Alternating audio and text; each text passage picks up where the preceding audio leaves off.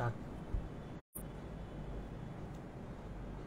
नमस्कार, welcome to this session on acid peptic disease. अब आप पूछेंगे ये एसिड पेप्टिक डिजीज क्या है, तो मैं आपको कहूंगा कि क्या आपने एसिडिटी सुना है? एसिडिटी सब ने सुना हुआ है। तो एसिडिटी जिसको ले पर्सन कहते हैं वही चीज को मेडिकल लैंग्वेज में एसिड पेप्टिक डिजीज कहते हैं।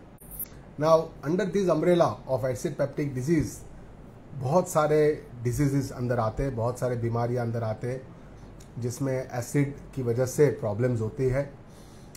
One of the commonest problem is called GERD, गर्ड जिसको कहते हैं। अब गर्ड का मतलब है कि अन्ननली और जठर, इसोफेगस और स्टमक के बीच में एक वाल होता है जो एक तरह का वन वे वाल होता है। जब खाना उतरता है तो खाना चला जाता है, लेकिन जब एसिड, गैस ये सब वापस नहीं आता है।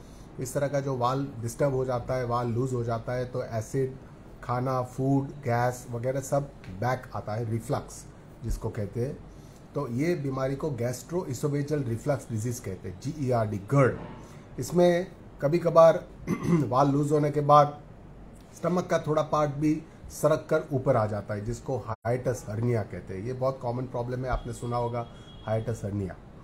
दूसरा जो प्रॉब्लम है जिसको गैस्ट्राइटिस कहते हैं, जठर में सूजन आनी। कभी कभार ज़्यादा बाहर खाने से या ऑयली फूड या स्पाइसी खाने से पेट में दर्द होता है, जलन होती है। ये सब प्रॉब्लम्स गैस्ट्राइटिस की वजह से होता है, गर्ड की वजह से भी हो सकता है ऐसा प्रॉब्लम। तीसरा जो कॉमन प्रॉब्लम है, एक बैक्टीरिया का इन्फेक्शन है। शायद आपने सुना होगा कि नहीं पता नहीं है। स्टमक में एक बैक्टीरिया जिसको कहते हैं हेलिकोबैक्टर पाइलोराई और शॉर्ट पे कहते हैं H. पाइलोराई। तो ये कभी कभार सूजन करता है, इन्फेक्शन करता है, और उसकी वजह से भी काफ़ी सारे प्रॉब्लम्स, गैस, ब्लोटिंग, एसिडिटी, बहुत सारे प्रॉब्लम्स होते हैं। तो ये भी एक तरह का मेन प्रॉब्लम है। और उसके बाद होते हैं इरोशंस। जब अंदर एसिड की वजह से अटैक होता है तो अंदर छोटे छोटे छाले पड़ते हैं। कभी कभार बहुत ज़्यादा ये जो आइबुप्रोफेन, कॉम्बीफ्लाम वगैरह दवाई बहुत खाने से भी ऐसे छाले पड़ते हैं अंदर, जिसको इरोशंस कहते हैं। और उसके बाद अल्सर्स, पेप्टिक अल्सर जिसको कहते हैं। तो ये पूरी जो बीमारियां है सबको एसिड पेप्टिक डिजीज कहते हैं, क्योंकि एसिड का अटैक इसकी वजह से होता है। लेकिन सिर्फ एसिड रिस्पॉन्सिबल नहीं है, हमारी जो लाइनिंग है स्टमक की वो अगर वीक हो जाती है, किसी को स्मोकिंग करने से, अल्कोहल लेने से, ये सब प्रॉब्लम्स की वजह से लाइनिंग जब लूज हो जाती है तो भी एसिड के अटैक होता है। अब आप पूछेंगे कि उसके सिम्टम्स क्या है, कैसे पता चलेगा कि ये प्रॉब्लम क्या है। अब ये सिम्टम्स ऐसे है कि सब कॉमन है।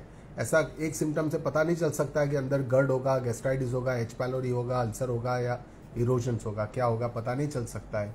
बट ऐसे generally common problem is burning, पेट में जलन होती है या तो छाती में जलन होती है, जिसको हार्ट बर्न कहते हैं।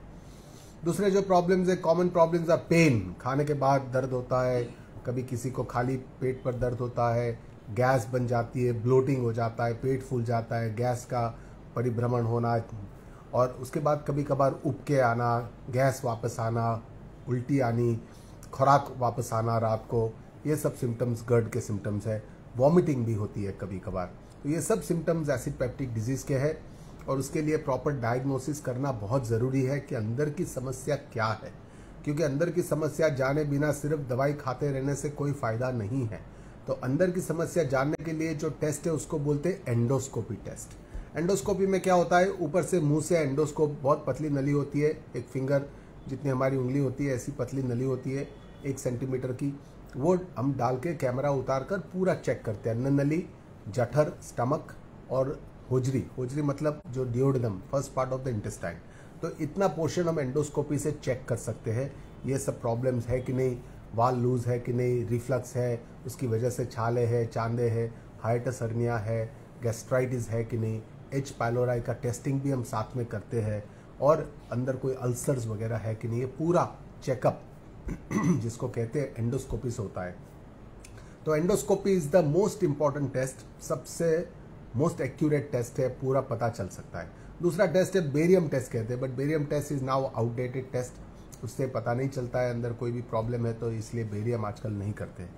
दूसरे कुछ स्पेशलाइज टेस्ट होते हैं। कभी कभार ऐसा होता है गर्ड में एंडोस्कोपी कैन बी नॉर्मल।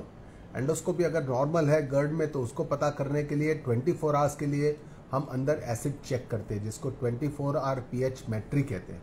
और कभी कभार ये वाल लूज है कि नहीं, अन्न नली के स्नायु डिस्टर्ब वीक है कि नहीं ये चेक करने के लिए एक मैनोमेट्री करके एक टेस्ट भी हम करते हैं। अब आते हैं उसकी ट्रीटमेंट के ऊपर कि ट्रीटमेंट क्या है। ज़्यादातर लोग इसके लिए दवाई खाते रहते हैं, ओमेप्राजोल, पेंटोप्राजोल, एसोमेप्राजोल, ये सब जो दवाई है एसिडिटी की, ज़्यादातर लोग बहुत सालों तक बिना समझे विचारे खाते रहते हैं। कभी कभार डॉक्टरों भी देते रहते हैं दवाई, लेकिन ये दवाई खाते रहना ये कोई प्रॉब्लम का सोल्यूशन नहीं है।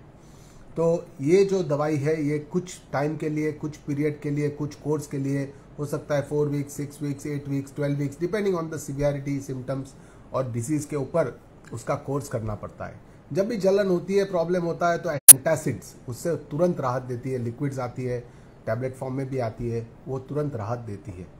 दूसरे मेजर मेडिसिन है जिसको मोटिलिटी प्रॉब्लम के लिए यूज़ करते हैं, तो डोमपेरिडोन, मेटोक्लोप्रोमाइड, लेजुराइड, ये सब जो दवाई है, तो ये सब लिवोसल्पिराइड, ये सब दवाई, इटोप्राइड, ये सब दवाई मोटिलिटी बढ़ाने के लिए यूज़ करते हैं। जो गैस बनती है तो उसको मोटिलिटी बढ़ाते हैं, उससे फ़ायदा होता है। तीसरा ट्रीटमेंट है उसका एच पाइलोरी। अगर एच पाइलोरी रिपोर्ट पॉजिटिव है तो उसके लिए कुछ एंटीबायोटिक का कोर्स अबाउट 15 डेज के लिए देना पड़ता है। कभी कभार ये हैवी होता है तो हम एक के बाद एक देते हैं, जिसको सिक्वेंशियल थेरेपी भी कहते हैं, जिससे ये ट्रीटमेंट हम सहन कर पाए, टॉलरेट कर पाए। और फिर उसके साथ साथ, दवाई के साथ साथ कुछ प्रिकॉशंस और कुछ लाइफस्टाइल मॉडिफिकेशंस, चेंजेस, लाइफस्टाइल के चेंजेस भी बहुत ज़रूरी है। आप पूछेंगे डाइट में क्या करना है। डाइट में ज़्यादा ऑयली, स्पाइसी फूड बिल्कुल अवॉइड करना है। अगर एसिडिटी की समस्या है आपको तो ये सब ज़्यादा ऑयल, घी, तेल, मिर्च, बाहर का खाना बिल्कुल कम कर देना पड़ेगा। स्मोकिंग टोटली अवॉइड करना पड़ेगा। अल्कोहल बहुत ही कम मात्रा में, कभी कभार रेयर केस में ले सकते हैं, अदरवाइज वो भी जितना हो सके इतना अवॉइड करना है। मेंटल स्ट्रेस, चिंता, टेंशन्स, एंग्जाइटी, ये सब भी एसिड को ज़्यादा प्रोड्यूस करती है और ज़्यादा समस्या करती है। पाचन की भी समस्या, गैस का भी प्रॉब्लम उससे होता है।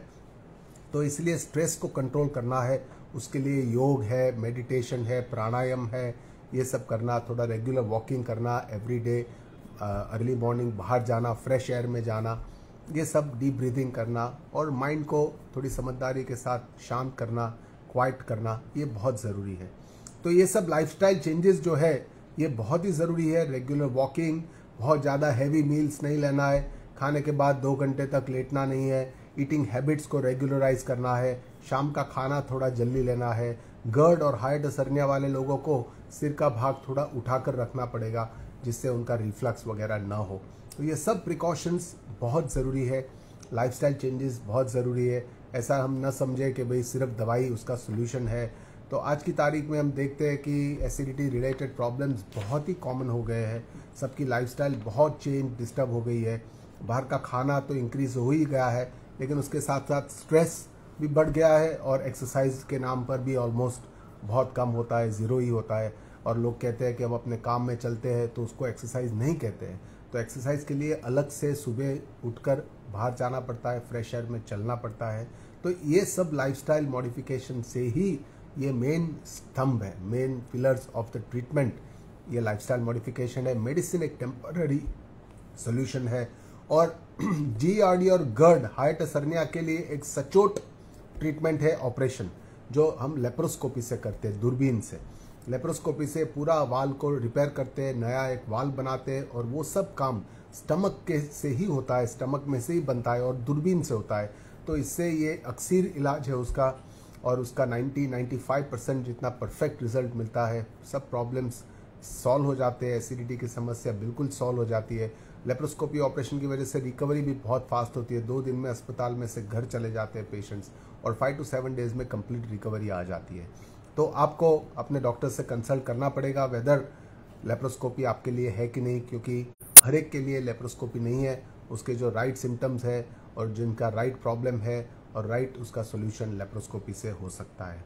बाकी का जो भी समस्या है उसका मेडिसिन, लाइफस्टाइल चेंजेस, प्रिकॉशंस और ये परहेज जिसको हम कहते हैं, ये सब ज़्यादा इम्पॉर्टेंट है। तो इसके साथ ही आज का एसिड पेप्टिक डिजीज़ का हमारा सेशन समाप्त करते हैं। अगर आपको कोई भी क्वेश्चंस है, you can write in your suggestion box, questions please write in your suggestion box, or you can contact us. Thank you very much.